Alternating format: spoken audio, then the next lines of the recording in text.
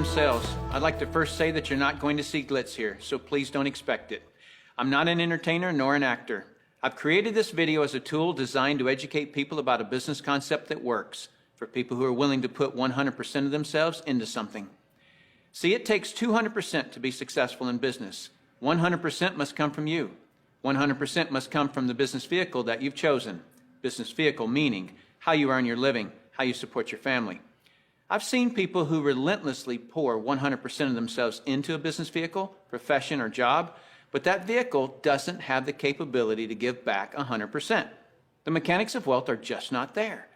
But no one has ever fully explained to you why it doesn't work and why it's a waste of your valuable time if your goal is financial success. This video is for the person who is willing to put in their 100%. They're only lacking the right business vehicle, the explanation of why it's right, and the evidence that it does in fact work. Even though I say you must put in 100%, that doesn't mean that you have to work it full time. I didn't. That doesn't mean you have to sacrifice your family time, nor does it mean you have to have prior experience. I didn't. What you'll learn right here has allowed me to build a $25 million company. Now, a $25 million company has certainly been done before. However, this was done where no employees were required. No accounts receivable, no accounts payable, no overhead, and very little inventory. Recently, I said those words to a business owner who said back to me, "Sounds too good to be true." My response back to him was, "Is that a good enough reason to stop looking?" He paused for a couple of seconds and he said, "That wouldn't be very smart, would it?" What I suggest you do is not just watch this information, but study it. What I want to do first is create an equal playing field between people who know how to evaluate a business and those who don't. Because me explaining this business wouldn't be very effective until you understand how to place value to a business. The simplest thing for someone to do when they don't understand something is to go, it doesn't work. The way I'll accomplish this equal playing field is to give you 4 main principles to look for in a business. Number 1 is a huge expanding market. If you were the best vinyl record producer in the world, would it matter today? No. It doesn't matter how good you are in an industry that's eroding. Number 2 is a unique and consumable product. I'll cover unique first. If you don't have a unique product, then you compete on price and convenience. Who has the best price? Who's closest to the customer? Yet if you have uniqueness, then people must come to you. Next is consumable. If you have a non-consumable product, you're basically unemployed until your next sell. You want the repeat sales of consumable products. Whether it's every time someone picks up the telephone, connects to the internet, renews a membership, turns on the electricity, or gets to the bottom of a box or a bottle, you want those repeating commissions because it can pay you again and again. Number 3 is timing. Primarily here I'm talking about trends in timing. During all cycles of the economy, there are people who are making money and losing money. The makers are the ones in front of large trends. The losers disregard trends. How do you get in front of large trends? You study what creates them. Without any hesitation, in today's society, it's the baby boom generation that creates the largest trends. The baby boomers are a group of babies born between 1946 and 1964. There were 76 million of them born in the United States, 1 billion of them worldwide. Why is this group so talked about? They're 1/3 of the U.S. population and control 65% of all the money. I've likened the magnitude of all those babies to a basketball moving through a garden hose. They reshape every industry they go through. See, if you can predict where this basketball is going down the garden hose, you possess the ability to make fortunes. I want to give you some historical examples of the obvious buying patterns of these boomers. It started with a company called Gerber back in 1940, who were barely known. But by 1955, just 10 years after the boomers were born, they had sold 1.8 billion jars of strained baby food. As the boomers took their first steps, it was Buster Brown and Kenny Shoes. When the boomers went out to play, Mattel and Hasbro got rich providing toys to this young group. In 1957, we built more elementary schools in the U.S. in 1 year just to handle the overflow than we did in any 12-year period before or after. As the boomers went through their teens, Dairy Queen, McDonald's, Kentucky Fried Chicken became billion-dollar companies feeding the boomers. When the boomers moved through their 20s and 30s, which was in the mid-70s, what was the industry to be in? Real estate. Why? Because the boomers had heard from their parents one time too many, as long as you're living under my roof, you'll do as I say. So they wanted their own roof. which created a 15-year real estate boom. And people are still talking today about the great time frame to be in real estate. Then what happened to the real estate market in the late 80s? It began its decline. Why? The basketball had moved through the real estate industry. Another example of this is the U.S. stock market. Several years ago, I heard a stock market analyst speaking on the radio saying that he just couldn't believe the stock market had a 15-year rise. Notice the number 15 years keeps coming up. Anyone with a good understanding of the baby boomers could have seen this coming and profited from the recent stock market activity. Why does this 15-year number keep coming up? Because the baby boomers were born between 1946 and 1964. And so 18 years separates the front edge from the back edge. A very important number for you. If you look for trends on the front side of the basketball, you get the full 18 years for your products to be popular. That's the reason you study the nose of the basketball. So your business, no matter what your business is to be looking at what industries are expanding or which industries are about to expand. You shouldn't care how long you've been doing something or how long you've been in school to learn something. Are you in front of trends or not? Don't have a loyalty to something just because you've been educated in it or doing it for a long time. So looking at the current trends, we basically got 1 billion people who are in their 50s and 60s. Since that's the case, what business do you want to be in? Let's look at some obvious current and future trends. Health and looking younger are going to be tremendous trends. The boomers do not like what aging is doing to them. So products that fend off aging as well as vanity issues will continue to boom. Businesses that focus on retirement issues will do very well. The crux of it will start with the boomers having enough money to retire. Businesses that offer ways to make money will obviously flourish. Legal matters such as wills and estate planning will become large trends. Efficiencies will also grow. The television was too far away from the couch for the boomers, so they invented the remote control device. Today, they have their entire library of books and music in their cell phones. The boomers have always been enamored with technologies that make life easier. These technologies will actually create industries. For example, the computer created the need for antivirus software. The internet has created a need for identity theft protection and firewalls. But there will be many additional industries created by the computer and internet technologies. It is the computer plus the internet that made the iPod, iPad, and iPhone possible. As a side note, the baby boomers are not the only trendsetters. They are just the largest and have most of the money. As the world becomes one, the international market will play a big role, as well as the group born just after the baby boomers that are known as Generation X. But remember, the boomers control 65% of all the money. So when a bright Generation X person creates a great new product or service, they must make it simple enough that a baby boomer can understand it. Otherwise, that product will not reach mass acceptance. Those are some of the big trends. So if you want to be brilliantly compensated, you must focus on industries and companies that have positioned themselves in front of these trends. All right, let's move forward. Number 4 is leverage. I'm going to spend some time on this one because we're not really taught this in our society. We're taught to go get a good education, build a resume, and exchange our expertise for someone's dollars. The problem with that is if we're not exchanging our expertise, we're not making any dollars. So vacation time is costly. A walk around the golf course, costly. Family time, although extremely important, is costly. I'll define the word leverage as an increased means by which to attain something. One form of leverage is investing $5 million and earning 10% interest, which will yield you about 41 grand a month in income. So whether you're enjoying family time or playing golf or vacationing, you're still enjoying 41 grand a month in income. You're leveraging off your money. That's a leverage everyone would love, but very few have it. Let me explain another kind of leverage that's available to everyone, including yourself. Incidentally, if you get nothing more out of this video than a better understanding of this little simple concept I'm going to explain, you'll have gained something very valuable for watching it. Imagine, if you will, you own a company. You employ just one person, me. I work for 8 hours on Monday. You work for the same 8 hours on Monday that I do. Now listen closely. You get paid on 16 hours worth of work because you take a portion of my productivity as income back to yourself. You're leveraging off my efforts because I'm your employee.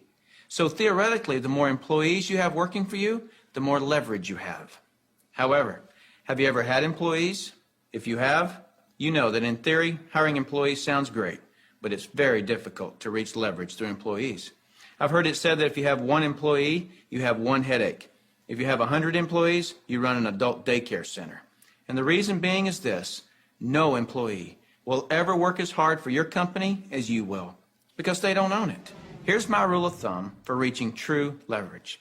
If there's one sentence that epitomizes the entire video, it would be this: to have true leverage, you must create a situation where everyone has the same amount to gain. Only then do you have true leverage. Let me give you an example of this type of leverage. Let's say that I'm a real estate broker and I hire an agent named Robert. Robert goes out and sells a building. Robert earns a percentage of the selling price of the building, and so do I, the broker. Why do I, the broker, earn a percentage when it was Robert who sold the building?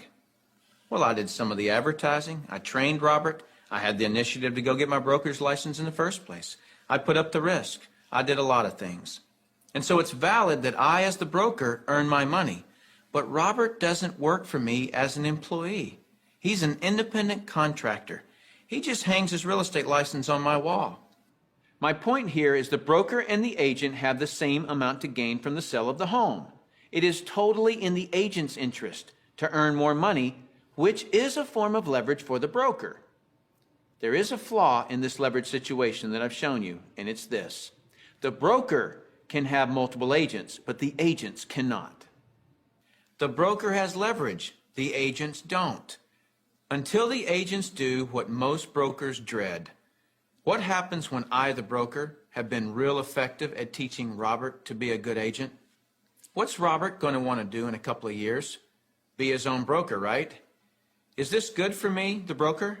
No, because as soon as he becomes a broker, two bad things happen to me. Number one, he breaks away from me and I lose him as an income source. And two, worse than that, he's now my competitor that I trained. He knows all my good stuff. By the way, this doesn't just happen in the real estate industry. It happens in practically every industry. Have you ever heard the expression, "I'm just going to work there for experience"? What does that mean? It means I'm going to strip them of their knowledge and then go do it myself. If you're a business owner, how many people have you trained who are no longer working for you? How many people have you trained to be your competitors? Well, this gets worse. Let's say that Robert is now a broker right down the street. What will he do now that he's a broker? He'll go out and hire his own agents. And let's say one of those agents is Linda. Linda also eventually wants to be a broker. So she becomes a competitor to me that I indirectly trained, as well as Robert, who I directly trained. And this continues on and on. I actually created a chain of competitors that I trained. What if we did a whole paradigm shift? Here's where this becomes brilliant. Let's say instead I'm going to empower Robert to become a broker. I want him to become a broker from day one. See, the only way that you or I can retain a leader is provide him or her with the same opportunity for growth that we have. Hence, an opportunity where everyone has the same amount to gain. So from day one, I'm going to encourage Robert to be a broker. And when he does, he doesn't break away from me and become my competitor. He shifts from agent to broker, which now allows him to sponsor his own agents. Now, to create an incentive for me, the broker, to always help Robert and his agents, I'm still going to earn a percentage of what he and his agents sell. And shouldn't I? I trained him. I put up the risk and all those reasons I mentioned earlier. Now, the percentage I earn from Robert and his organization should be a lot smaller than when he was an agent, but I should still earn a percentage. That's my incentive to keep working with them. Now, some people look at this and say, gosh, isn't that one of those pyramids? And what's the perception of a pyramid? People at the top making all the money and the people down below do all the work, right? Isn't that the perception of a pyramid? Let me explain why this is not a pyramid and why people at the top don't necessarily make all the money. Let me just make a quick point before I discuss the pyramid issue. It's not the geometric shape that people have a problem with. This geometric shape is probably the shape of your family tree, the shape of our government. To the architect, it's the strongest structure known to man. Every organizational structure in the world is this shape. So the shape isn't the problem. However, that perception, people at the top earn all the money, let me illustrate that for you. Here's a typical corporation. At the top, you have a CEO, which stands for Chief Executive Officer. Does the president earn more money than the CEO? Not normally. How about below the president? Do any of the vice presidents earn more money than the president? No. Let me ask this question, and I want you to really think about it. What would happen if some of the vice presidents of a corporation made more money than the president? Really, what would happen? Talk about total confusion. This whole process is called delegation.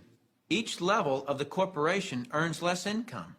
The reason the president can tell the vice president what to do is because they make more money. So the corporate structure is people at the top making the majority of the money, and the people at the bottom do not. The CEO of any corporation earns off the productivity of, or is leveraged off of, everyone in his or her corporation. Whether that CEO personally hired every employee or someone else in the company hires them. So the CEO, and only the CEO, earns on multiple levels of his or her company. And the model that I'm suggesting as being brilliant is where you, the individual, are given that same opportunity to earn on multiple levels of brokers and agents, just as the CEO of a corporation is. From here on, I'll refer to this form of marketing as network marketing. In network marketing, you, the individual, are given the opportunity to earn off the productivity of the people in your organization, whether you personally sponsor them or someone in your organization sponsors them. Remember that I said to reach true leverage, you must create a situation where everyone has the same amount to gain. Well, that's what I just described. Here's what makes the network marketing structure the absolute fairest structure available. In most network marketing companies, everyone can earn a certain number of levels deep of the organization they build. Everyone in the company can earn that same number of levels deep, like maybe 4 levels deep or 6 levels deep. Let's say we use 4 levels. So if you build an organization to be more productive, then you would earn more money than I would, even if you were in my organization. In the example shown, you would earn on 3 levels I couldn't reach, because everyone gets the same number of levels. There are people in my organization right now that earn more money than I do. Do you know what I call that? Fair. Shouldn't it be that way? I mean, take any structure. Shouldn't the most productive person in that structure make the most money? Now I'd like to show you an interview that I did a few years ago with Dr. Charles King, who holds a PhD from Harvard and is a professor of marketing at the University of Illinois at Chicago, who actually teaches network marketing at the university. Dr. King, we're delighted to have you here. I'm pleased to be here, Tim. Dr. King, could you tell us a little of your education and your business background? Tim, I'm a professor of marketing at the University of Illinois at Chicago. I got my bachelor's and master's degrees from the University of Texas in Austin, spent a tour of duty with the Exxon Corporation, and then returned to get my doctorate in business administration from Harvard University. More important to this discussion, over the last 6 years, I've been involved in doing research, teaching, and consulting in network marketing. So coming from such a conservative school, and I know you a little bit, and I know you to be very conservative, what caused you to look at network marketing to begin with? In 1990, we had a major economic recession in the United States. The Midwest and Chicago particularly were very badly hit. As a result, the interviewers stopped coming to campus. We were graduating hundreds of students a semester, and they weren't getting jobs. Our alumni were coming back to us, losing their jobs, looking for help, and we had nothing to offer them. Now, I started looking, because of my background in business consulting, at alternative career paths. I went out and I looked at starting your own business, at home-based businesses. I looked at franchising. I looked at direct selling. And in the direct selling arena, I backed into network marketing. Now, I was very cynical, skeptical. Tim, I was negative about network marketing. They don't teach network marketing at the Harvard Business School, and I didn't know much about it. The end result was one of my students who was on the team asked me, "Why are you so negative about network marketing?" I looked at that young man and I said, "Son, I know enough to know I don't want to know any more." That student looked at me and he said, "Professor, if I gave you that answer to that question with no more information than you have, you would give me an F." I turned to him and I said, "Son, you're absolutely right. I have no basis for that conclusion. You just made an A." As a result, we went to the library, we went to meetings, and for the next 6 months, we did due diligence on the network marketing industry. I visited the top companies, I talked to network marketing leaders, I became an evangelist. In 1990-91, we started teaching network marketing in the marketing curriculum at the university. Suppose you run across the super skeptic. What advice do you have for them? Tim, I would recommend they do precisely what I did. I was a super skeptic. I did my due diligence, I investigated the industry, and I drew my own conclusions. I strongly recommend that you do your due diligence and then begin to define precisely what role you want to play in the network marketing industry. Set realistic expectations. If there's a single cause for failure in this industry, it's the get-rich-quick syndrome, thinking that you can come into the industry and make enormous sums of money with no work. I argue, by contrast, that if you set realistic expectations, you develop a plan of action to guide your business development, you can be successful. And that's coming from a Harvard Business School graduate who was a true skeptic, but through due diligence, he learned the truth. Warren Buffett owns a network marketing company. If you don't know who he is, he's typically listed in the top 5 richest people in the world. He created his wealth by investing in and buying the highest quality companies. Why do you think Microsoft or AT&T, Gillette, Colgate, Citibank, IBM, Toyota, Xerox, Texas Instruments, General Motors, General Electric, AOL, Oracle, Sun Microsystems, Coca-Cola, and many others distribute some or all of their products and services through network marketing? They use this method to distribute products because network marketing is a very efficient model to distribute products and services. These large corporations are firm testimony to the industry's success and credibility. This confirms what Professor King was saying about that the industry has come of age and is now a true profession. The reason so many people are coming into network marketing is because people want control of their life. They want a quality of life, and network marketing truly offers that. I hear people all the time complaining that they are too busy or don't have enough time. People act as though time owns them instead of them owning time. Have you ever noticed that there are people who, with 24 hours, earn $10,000 a year, and there are people in the same 24 hours who earn $10 million a year? Let me explain the difference. I've heard people say this phrase, "It's easier to just do it myself than try to get other people to do it." Whenever I hear that phrase, I know that person just nailed their feet to the floor. All they can do is expend their time, not invest their time. Here's a secret. Wealth is hidden from those who must do it all themselves. Wealth exposes itself to those patient enough to train others.